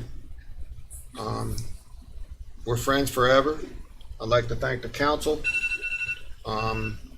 It's been wonderful. Mr. Wine, I understand why you and Mr. Davis don't have hair. Because there's so much heat in that head, because you never stop thinking. I mean, it doesn't matter what you ask these guys, and Tim, you're included in that bunch wherever you might be. It just never stops. Just never stops. And I asked my wife if I could shave my head for today. She said no. But thank you all. Thanks to council for putting trust in me for being the president for the last 9 years. And thanks to every one of my coworkers. Mr. Copenhagen, if I may. You sure can. It was, I think, November or December of 2011. You actually came to my house and sat down in my living room and discussed with me the opportunity to run for this office because there was an opening. Bill Stubblefield wasn't going to run, and there was an opening. And we discussed the measure for probably an hour. Of course, I knew you from before, and you knew me from before, and you still wanted me to be on the county council. Only because you was a shit inspector. Well, and I was good at it. You were. He knew his stuff. And so I ran for county commission, county council, beat Steve Teufel by 1 vote in the primary, and persevered in the general and became a county councilman. And I've always thanked you for that. And I've always sat back and watched you lead, and it's been an honor to follow you and support you in most of your endeavors, not all of them. And I've cherished the time, and I assure you that your legacy will continue on after you were gone, because I'm here. I'll be here for at least 2 more years, and I will keep this endeavor to keep those programs going and add on to them. And I appreciate your leadership. Thank you, yes.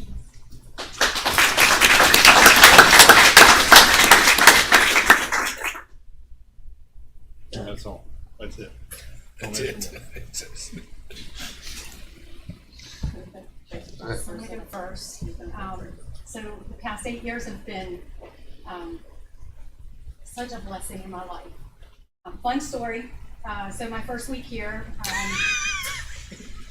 I'm sitting out at the front desk, and Jen, I'm trying to make her feel comfortable, okay? so Alan comes out and says, the president needs to see you in his office. And I'm like, she said, I said, okay. And so I went in, and Alan sat down, and he closed the door, and I'm like, oh dear God, I'm gonna get fired. And he said to me, so how do you like it here? I said, I'm good, it's good. And he said, so I need your help. And I said, okay. And he said, we're gonna fire Penny. And we want you to take her position. And I'm like, what? I mean, I didn't know anybody hardly, but I'm like, oh my gosh, no, you can't do this.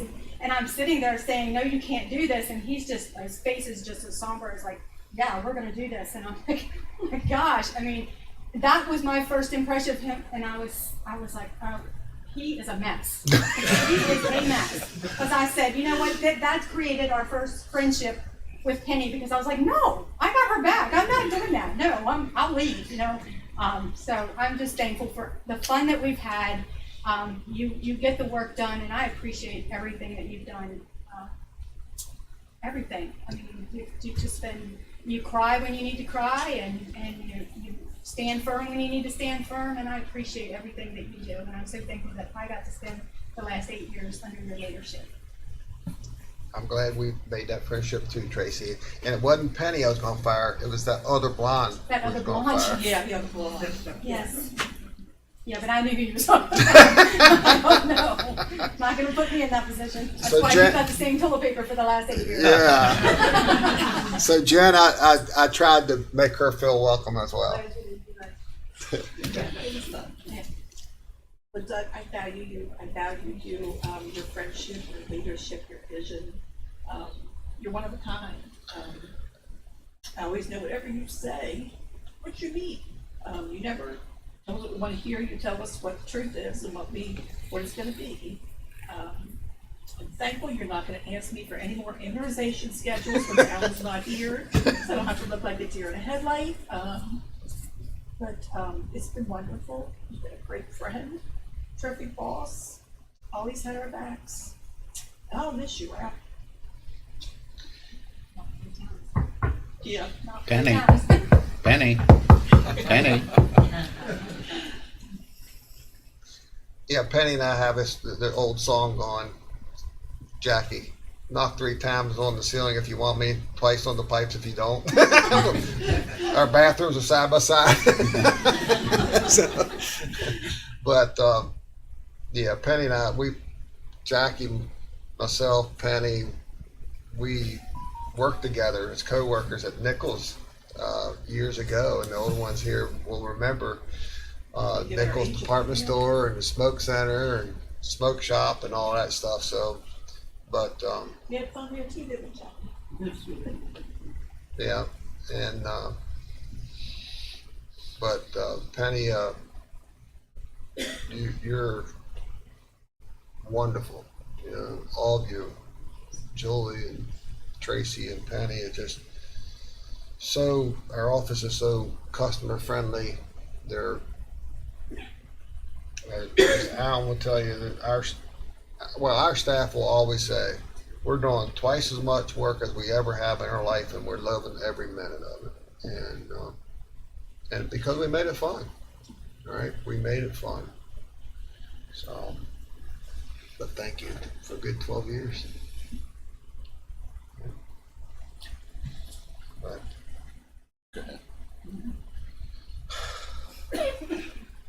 Well, what a great testament. What a great testimony to you, Doug, from the workforce and the friends that you've brought into your life. But it's like you've earned that. You earn the respect of the people that we work with and the people that we work for. You've earned the respect, and you have a high level of integrity. Your word is good. When you say something, that's exactly what you mean, and you will stand behind your word. You've been a dedicated public servant to the people of Berkeley County, and you've put the time in. There's no doubt about that. I mean, you're a hard worker. You know, I didn't get the 11 o'clock phone calls, but I get your phone calls, and I'm glad. one at 6:38 this morning. I was in the shower. But I'm glad. I'm glad that you called. You know, sometimes it's to tell me what you want to do. Sometimes it's to get another opinion, you know, or just share a thought, you know, and that's helped me grow. You've been a great mentor to me as I've had to transition from one profession that I was very comfortable in to a job now that I'm still learning. And but the thing about that, I wrote you a letter. You know, I wrote you a letter. It's in my wallet. So I won't go into everything about that, but you care about people and the situation that they're in, whether it's the guy that's standing on the curb at Sheets or the folks who are in line at the day report or just somebody sitting beside you. I mean, it doesn't really matter. You always look for a way to help somebody instead of ignoring them. And it's just like during the blizzard, you came to our office, and we're running out of resources. We were truly running out of resources. We had been working with the state of Maryland to get a doctor delivered to City Hospital for emergency surgery of a child, and our system was not keeping up with our need. But you said, is there anything I can do? Yeah. Go to Williamsport and pick up this doctor and get him in so we can get this child with the surgery that he needs. Out the door he went. He didn't. Well, I think all I had to tell him was to call or car. That was about it. And to meet them at this certain spot, and that was off our list because I knew that Doug had taken care of that. But stuff like that's important. We never got to see that family. We never got to see that child. But it's important to all of us that those things get accomplished, and you helped do that. But most of you didn't, would maybe not get the opportunity to sit across the table with vice presidents of Fortune 500 companies. And I was very fortunate to be able to do that because it was a great learning opportunity for me. I didn't have much to contribute to the conversation. I was just a good-looking guy sitting there. Trying to cover me up, weren't you? But Doug represented Berkeley County so professionally. He respected their position and their desires, but yet worked on behalf of Berkeley County at the same time, and was very successful at doing that. And there's lessons to be learned by that, Doug, and I appreciate that opportunity, because I've not had those opportunities before to learn. So thank you for everything. And like I told you, we've argued like brothers, and I can assure you I love you like a brother. And Eddie, you've got some strong work ethics, and you think you're still learning, and we learn every day. But you've got the willpower and are doing wonderful things for Berkeley County.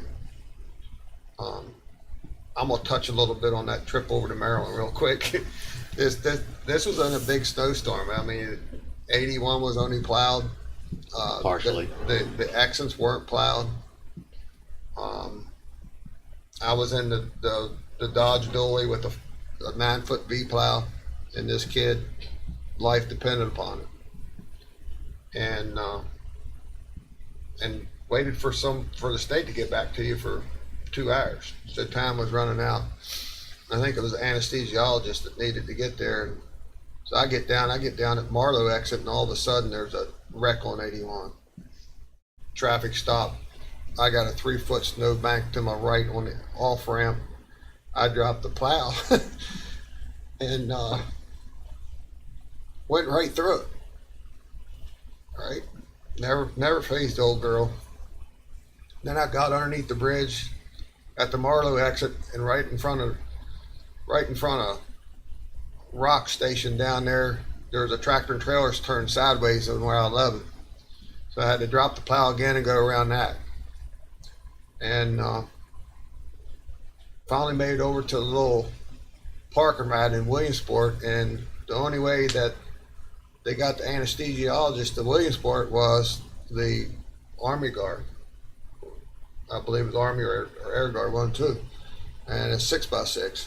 And ended up getting the doctor back to the hospital, and it was a fun day. is a rewarding day. So glad to be part of that one.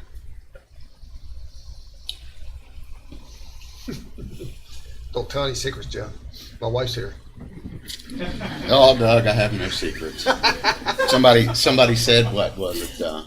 Why are you running for public office? All those skeletons you have in your closet. I said, what skeletons in my closet? I said, they're all dancing on my front yard. So, but that being said, Doug, the last 12 years have been fantastic. I can't say a whole lot more than what's already been said. You have led this county down a path that, like no other. I do believe that what was said before, that you've left this county better than what you found it. And it shows. And we try. That's our goal, right? As Mike said, you know, we leave it, but better we found it. And So now I'm left here with a few more years without you. But I'll do. Yeah, We you're will. the last one, Jim. Yeah, I'm the last one. yeah, But we'll do our best to move forward, to keep moving this county forward into the direction that is best for the citizens, best for the employees, and everyone. Jim, you're a great public servant. You've dedicated huge amount of time and money to nonprofits over your years, and you was part of the Ambulance Authority Board shortly after high school, and you got a heart of gold. There's not too many people that I've run across. I don't think I've ever ran across anybody that you've pissed off. So Don't go to the house. but it's been a lot of fun serving with you for 12 years, and we'll always be friends. Yep. So thank you. All right. Anybody else? Okay. Well, Mr. Barnhart, if you do the honor. Or wait a second, we don't need no executive session, do we? No, we'll wait until next week. Okay. Mr. Barnhart? Mr. President, I am honored to move to recess. We are recessed. Thank you all.